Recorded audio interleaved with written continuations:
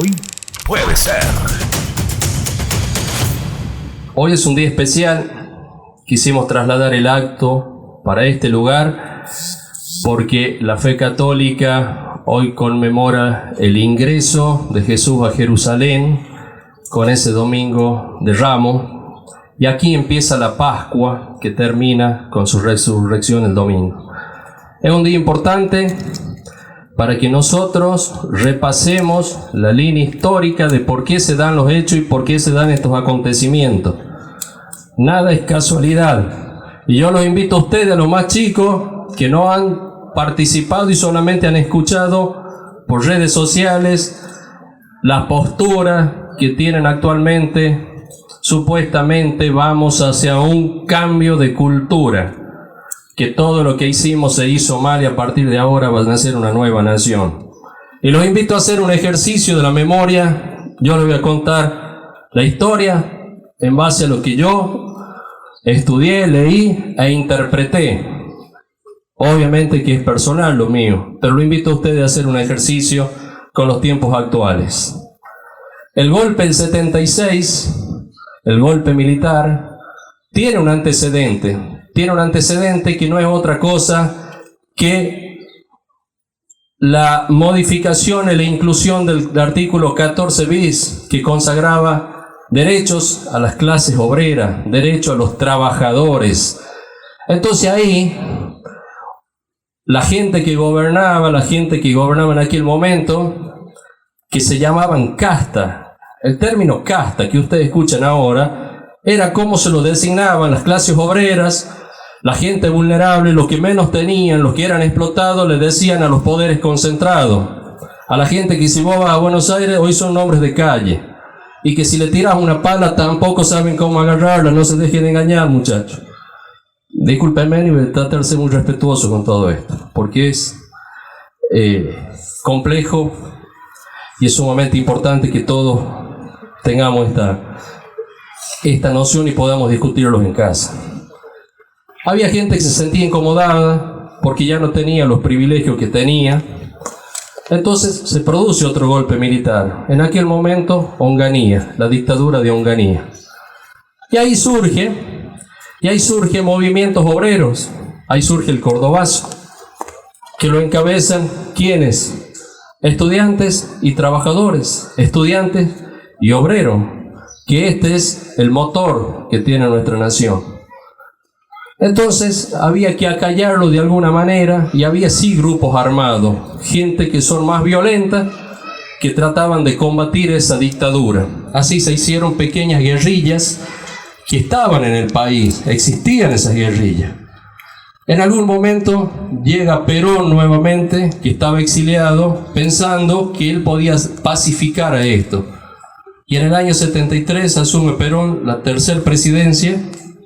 Lo acompaña quien era su esposa, Estela Martínez de Perón, y en el año 74 fallece Perón.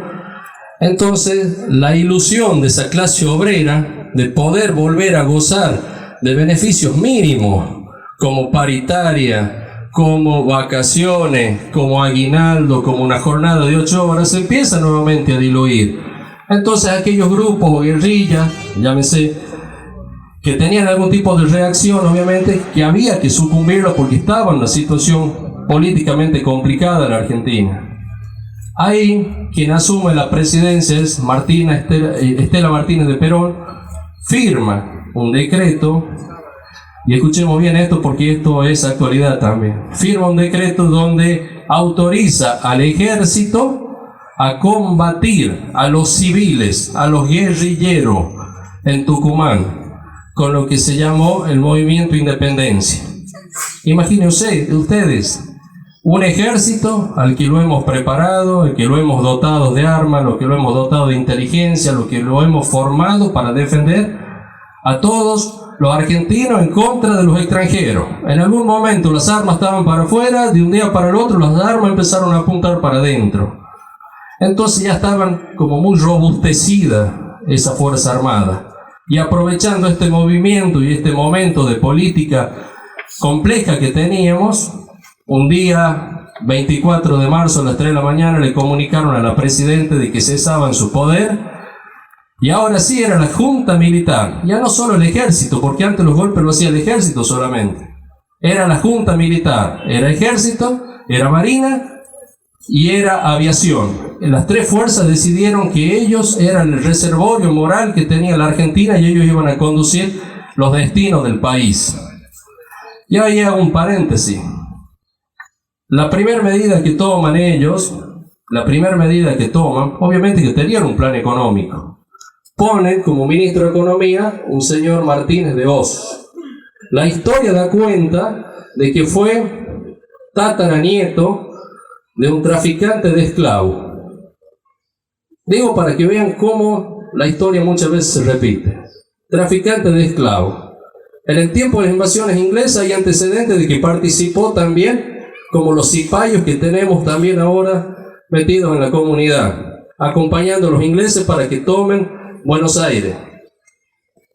Y también da crédito de que fue uno de los que ayudaba en la revolución para que Cisnero continúe representando al rey de España y no podamos nosotros tener una organización propia. Les doy estos antecedentes porque tiene mucho que ver. Las primeras medidas que toma este ministro de Economía, hagan este ejercicio: congelamiento de salario. Querían un país con pocas huelgas, querían extender la jornada de trabajo, querían libre comercio, porque entendían que el mal que tenía la Argentina era una clase trabajadora muy demandante que estaba amparada por los gremios, y el otro mal era una industria nacional totalmente ineficiente que solamente vivía del subsidio del Estado. Por eso también dejó de subsidiarse, y alguien acá que me precedió en el uso de la palabra dijo: era mucho mejor lo de afuera que lo de adentro. Con esas medidas económicas ellos pretendían gobernar, pero ¿cuál era la otra pata? Tenía que silenciar y aniquilar a aquellos que pensaban distinto. Tenían que aniquilar. Ya no hablaban de guerrillero, ya hablaban de subversivo. Los subversivos es aquel que piensa distinto. Imagínense hoy en la actualidad pensar distinto. Si tiene gracia la humanidad porque todos pensamos distinto y todos, el desafío es tener una nación mejor, una ciudad mejor, pero es a partir de pensar distinto. Entonces tenían que acallarlo. Quemaron libros, persiguieron a los artistas.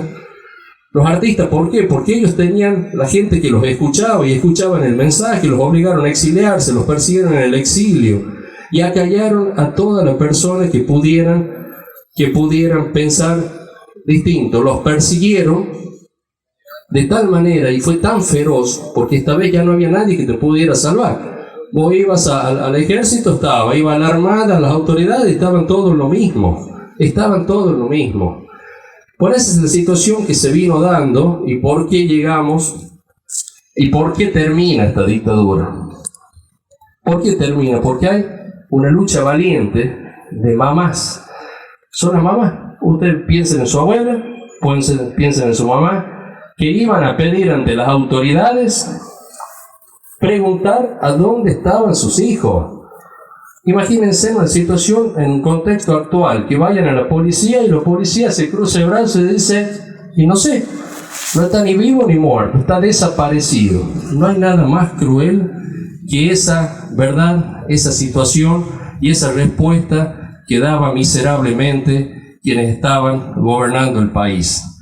Y esa mamá, en un gesto de reclamo, porque en aquel momento no se podían juntar más de 3 personas, por eso me vuelvo al presente, se firmó hace poco tiempo un protocolo de protesta que prohibía que 3 personas se juntaran. Bueno, eso ya había pasado en el 76. No se podían juntar más de 3 personas. Las mamás, reclamando por sus hijos, giraban a la vuelta de Plaza de Mayo y al frente de la Casa Rosada donde estaban las autoridades. Y ese giro no lo podían detener, porque no estaban juntos, sino que ellos giraban preguntando y esperando que el gobierno le dé una respuesta. En algún momento esas mamás participaron de una peregrinación a la capilla de Luján y por primera vez llevaron para identificarse un pañuelo. Y me emociona porque yo viví esa parte de la historia. Cuando uno era chico, no son los descartables que ustedes ven ahora, no es Pampers, no es Huggies. Los chicos, los niños, nos ponían otro tipo de pañal. Por encima de ese pañal, esos trapos de género, venía un chiripá y arriba un pañuelo cuadrado que era casualmente el pañal. Entonces, para identificarse, la mamá pusieron en su cabeza, y a partir de ahí es la lucha que valientemente llevaron adelante, y son ellos y los errores económicos los que trajeron la democracia. Así que cada vez que alguien, y no voy a dar nombre porque tampoco lo quiero hacer más importante con tanto daño, no existe el curso de los derechos humanos. Existió un Estado que sembró el terror al pensamiento distinto, un Estado que dijo quién es libre, quién no es libre, quién vive, quién no vive.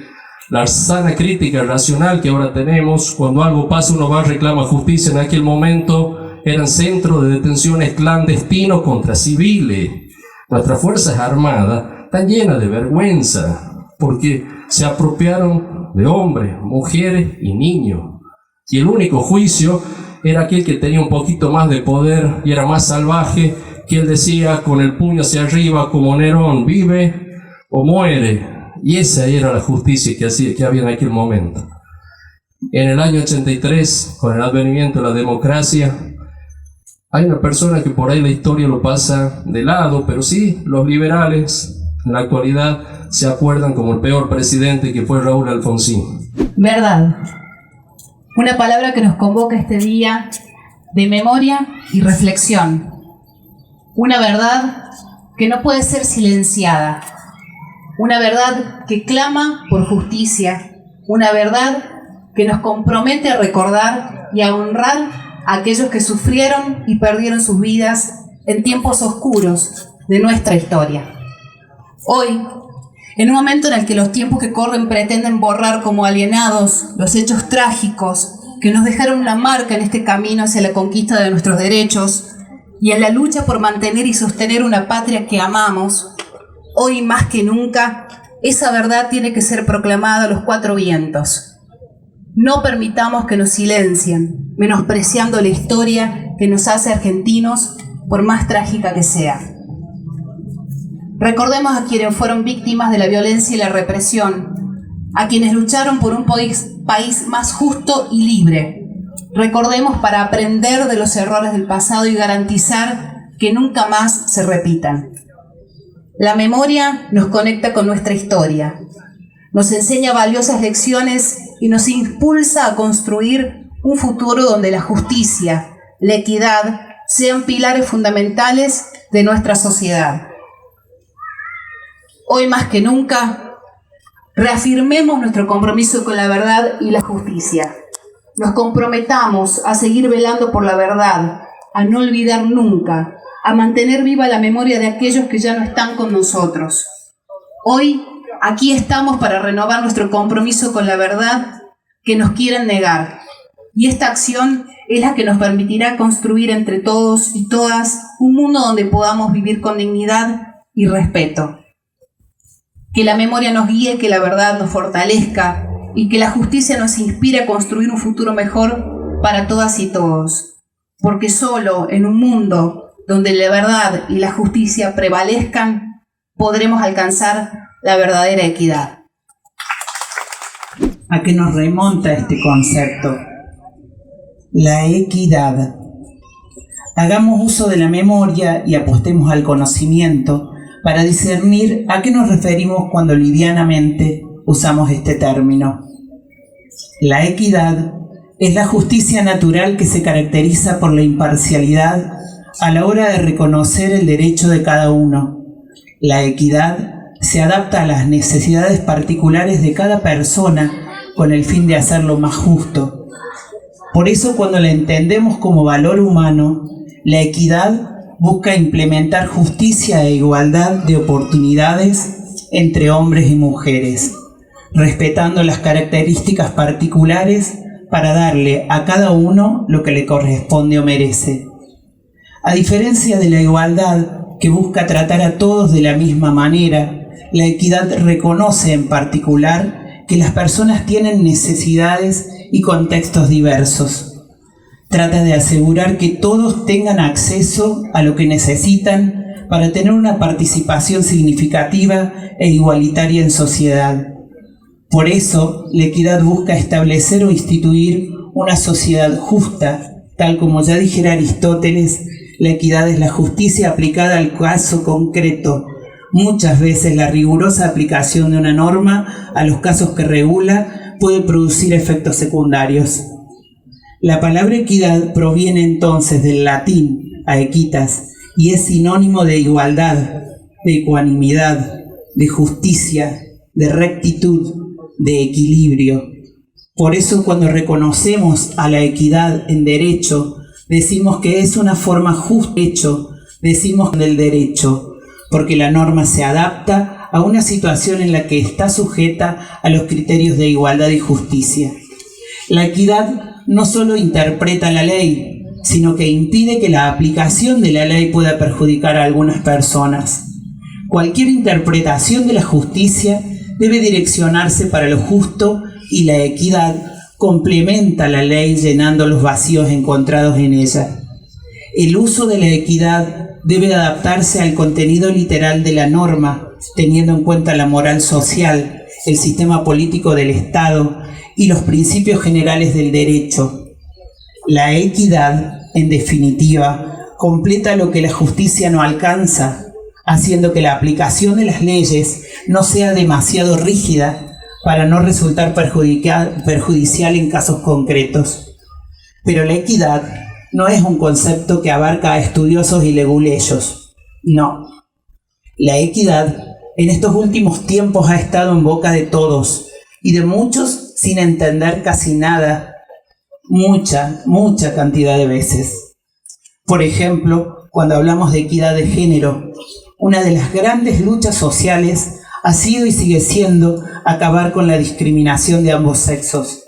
La tarea fundamental de la equidad de género es ofrecer a todas las personas, independientemente de su género, las mismas oportunidades y tratamientos para garantizar el acceso a sus derechos, así como el uso de los bienes y servicios de la comunidad.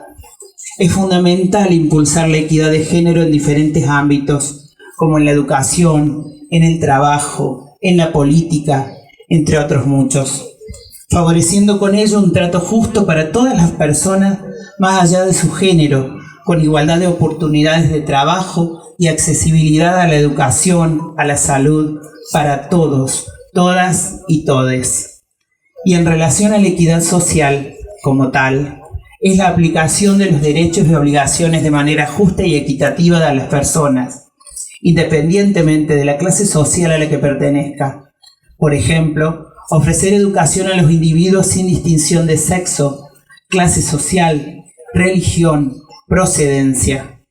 La equidad social no pretende eliminar las diferencias existentes, sino de valorarlas y ofrecer un trato equivalente para superar las desigualdades sociales existentes en la sociedad. En contraposición, la iniquidad es una grave injusticia.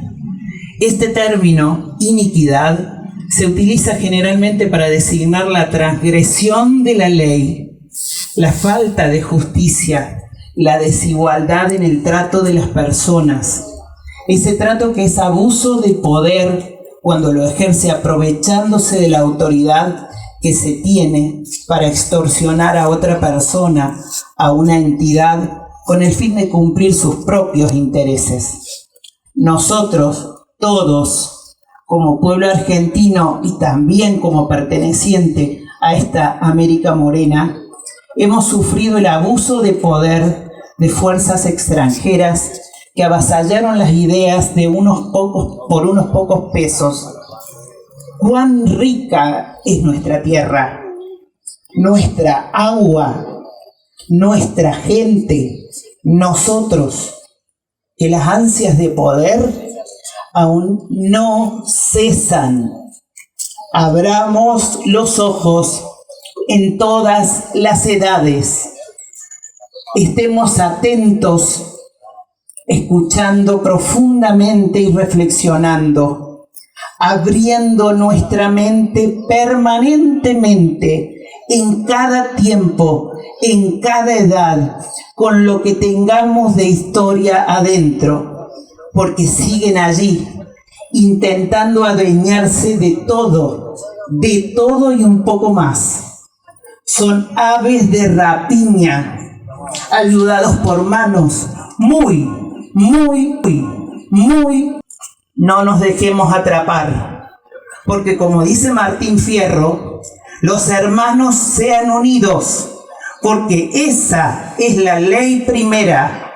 Tengan unión verdadera en cualquier tiempo que sea, porque si entre ellos pelean, los devoran los de afuera. Luchemos por nosotros. Todos somos personas con derecho, somos sujetos de derecho. Luchemos permanentemente por lograr ejercicio de los derechos en igualdad. Y siempre recuerden, nunca más.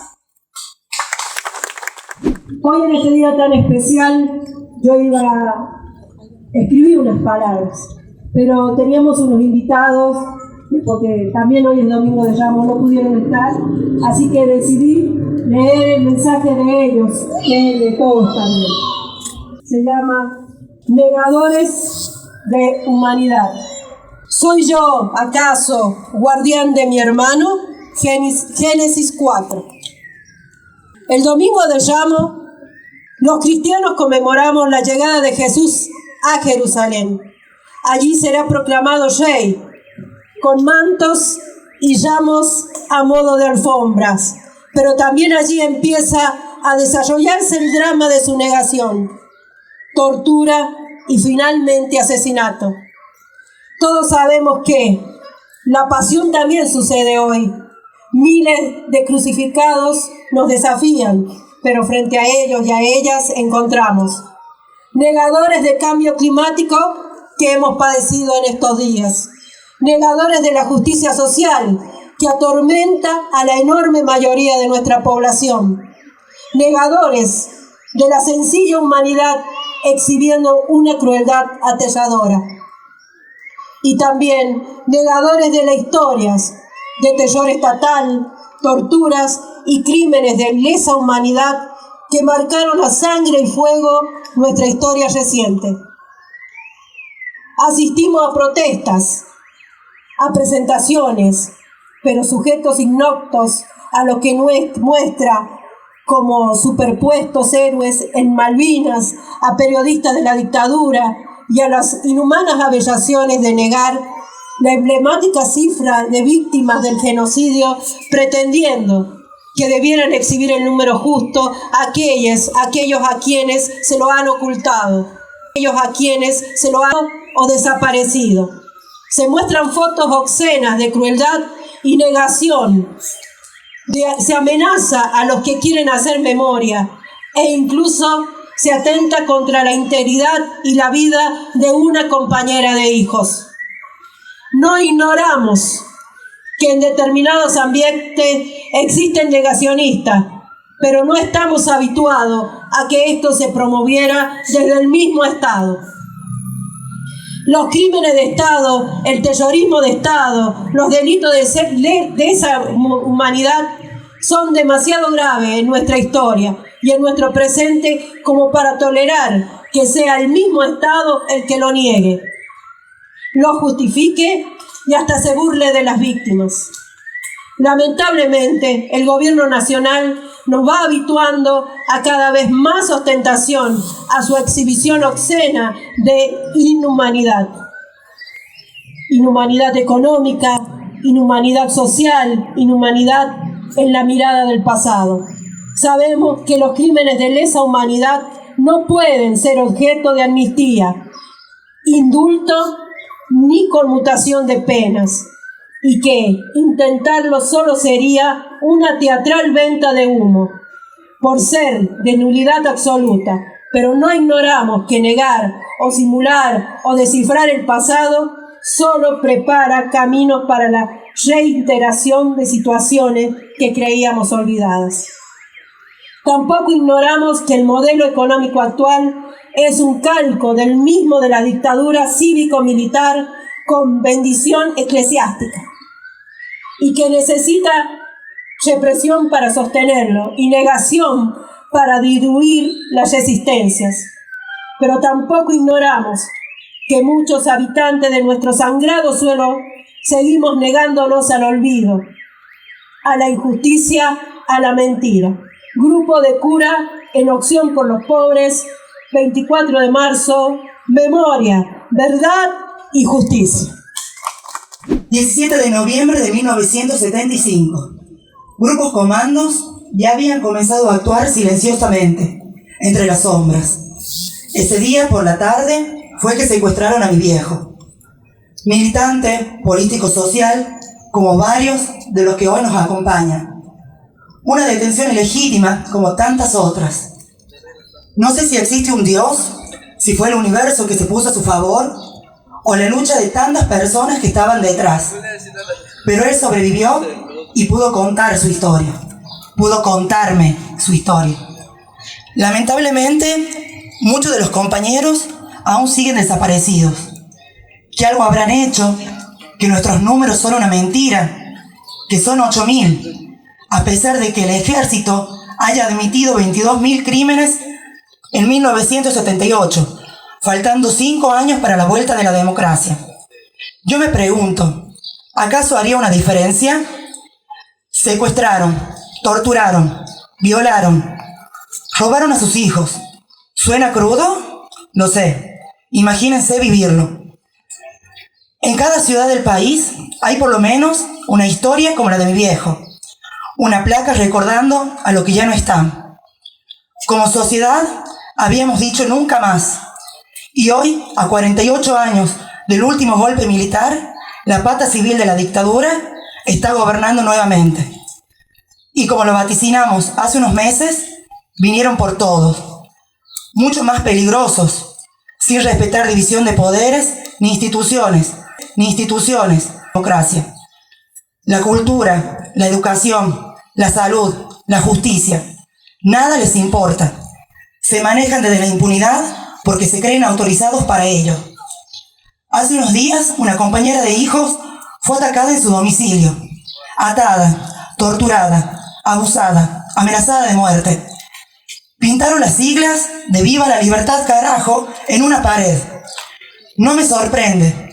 Cuando sus referentes son seres violentos, cuando cada vez que pueden hacen apología a la dictadura, defendiendo genocidas, asesinos y torturadores.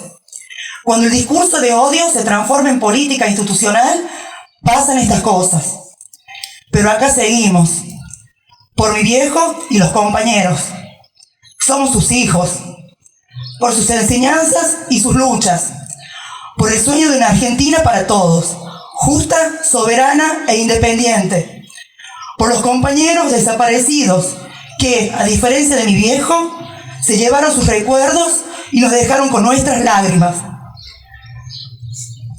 Perdón. Por los 3.400 detenidos desaparecidos, por la memoria, por la verdad y por la justicia, por los derechos obtenidos. No nos vencerán, compañeros. Muchísimas gracias. Conmemorando lo ocurrido el 24 de marzo de 1976. A 48 años del golpe que dio inicio a la última dictadura cívico-militar que gobernó el país durante estos 7 años posteriores y dejó un saldo oscuro en nuestra historia.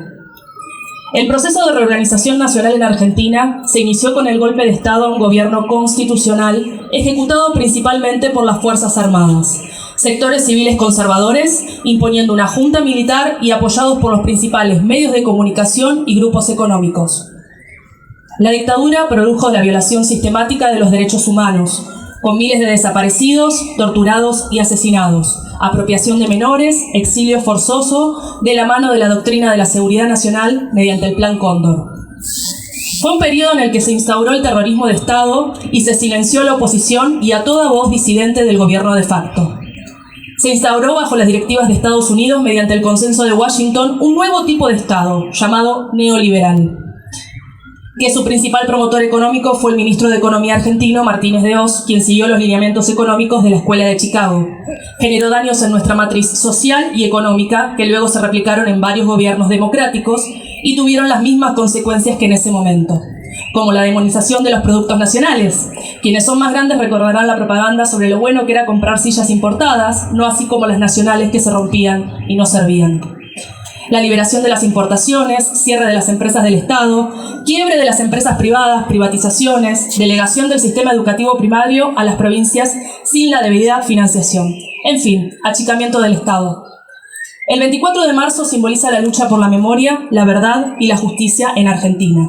Palabras que en su significado tienen un entrelazado imposible de separar. Es un día para recordar a las víctimas de la dictadura, para rendirles homenaje y para mantener viva la memoria de lo sucedido, con el objetivo que nunca más se repitan hechos tan atroces en nuestro país. La relevancia radica en que marca un quiebre en la historia argentina, un antes y un después en la conciencia colectiva del pueblo. Es un día para reflexionar sobre lo pasado, para aprender de ello y para comprometernos a construir una sociedad más justa, democrática y respetuosa de los derechos humanos. Dentro de los tres pilares fundamentales de este día, la memoria es fundamental. Recordar y honrar a las víctimas de la última dictadura cívico-militar es un acto de justicia y de humanidad que nos permite mantener viva la memoria de aquellos que sufrieron y murieron durante el gobierno de facto. Es fundamental que no olvidemos los horrores del pasado para que nunca más se repita en nuestra sociedad, y días como hoy, donde nos juntemos y ponemos en palabras lo sucedido, hace que la memoria siga viva y reafirmar nuestro compromiso con la defensa de los derechos fundamentales de todas las personas. Es un acto de respeto y solidaridad hacia aquellos que fueron víctimas de la violencia y de la represión estatal. Nos invita a reflexionar sobre la fragilidad de los derechos humanos y la importancia de protegerlos y defenderlos en todo momento. Nos convoca a luchar contra los relatos negacionistas por parte de representantes políticos y sectores con intereses políticos concretos que tienen por objetivo calar profundo en las subjetividades sociales, poniendo en cuestionamiento nuestros 30.000 compañeros desaparecidos. Nos permite construir una memoria colectiva que nos ayude a comprender nuestro pasado y fortalecer nuestra identidad como sociedad.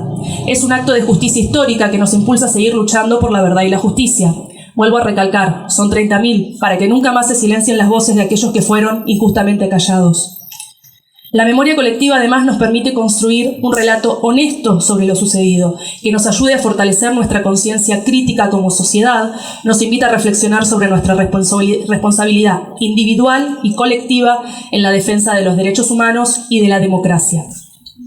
Los relatos actuales que vienen a poner en cuestionamiento la historia o bien los desaparecidos son parte de una lucha que debemos darnos como sociedad, fortaleciendo nuestro conocimiento sobre la historia, porque un pueblo sin memoria olvida, y si olvida repite nuevamente lo sucedido. No debemos olvidar que la memoria es un acto de resistencia contra el olvido y la impunidad. Mantener viva la memoria en los horrores del pasado nos ayuda a prevenir la repetición de hechos en el futuro, nos sensibiliza ante las injusticias y nos impulsa a trabajar por una sociedad más justa, inclusiva y respetuosa de los derechos de todos, de todas y de todes, aunque incomode.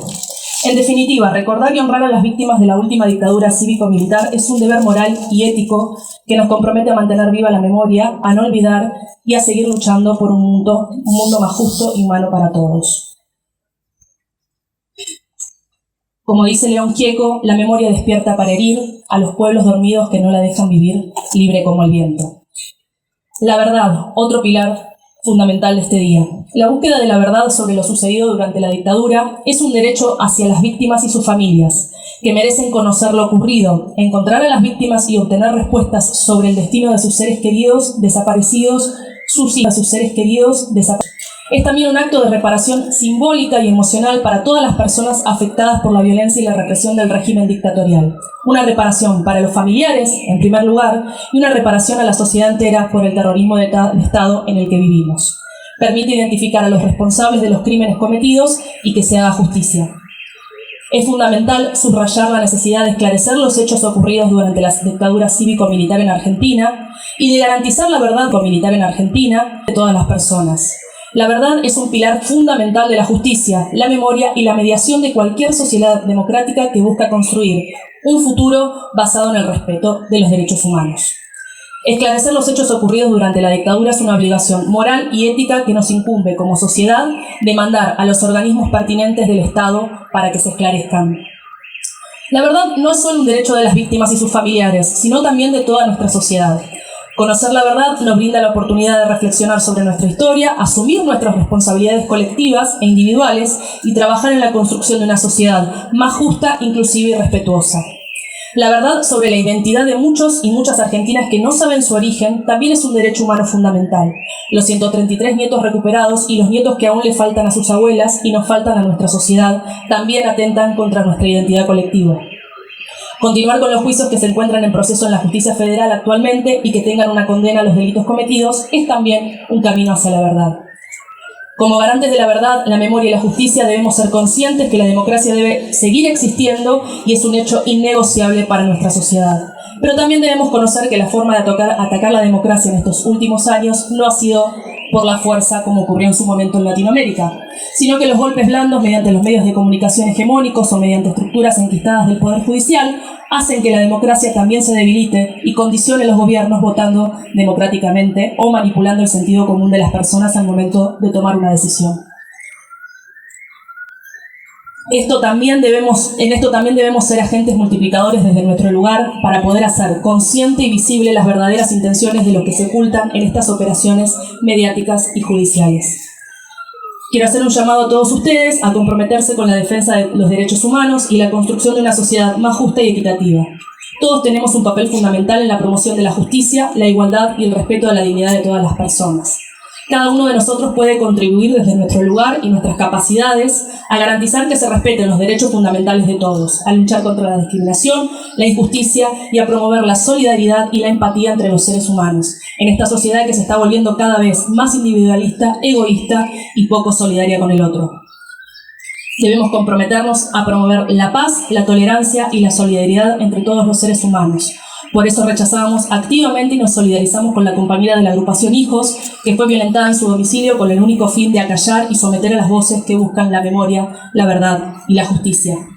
Desde los espacios que nos toca trabajar, estar y acompañar, podemos ser agentes de cambio en la reflexión y promoción de los derechos humanos y la conciencia sobre lo ocurrido el 24 de marzo.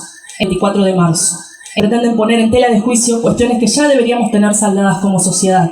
Y ese debate debe ser prioridad en el mensaje que demos en el espacio que ocupemos.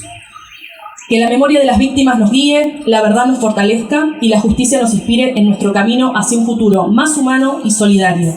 Por todas, todos los compañeros y compañeras desaparecidos, por todos los compañeros y compañeras desaparecidas riojanos, por las abuelas de Plaza de Mayo, por las madres de Plaza de Mayo, por la agrupación Hijos y todas las entidades y agrupaciones de derechos humanos, decimos: nunca más, son 30.000 presentes. Hoy puede ser.